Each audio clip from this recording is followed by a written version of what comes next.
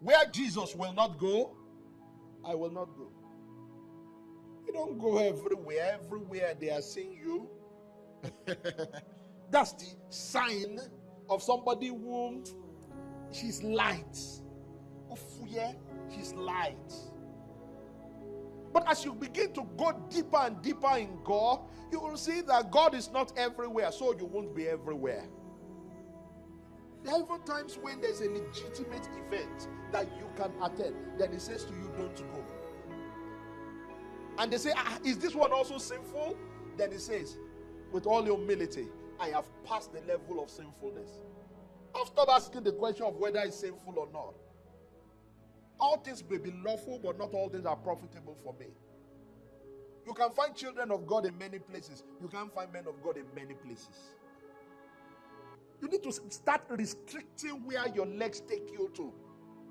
Because God wants to have fellowship with you. God wants to talk to you.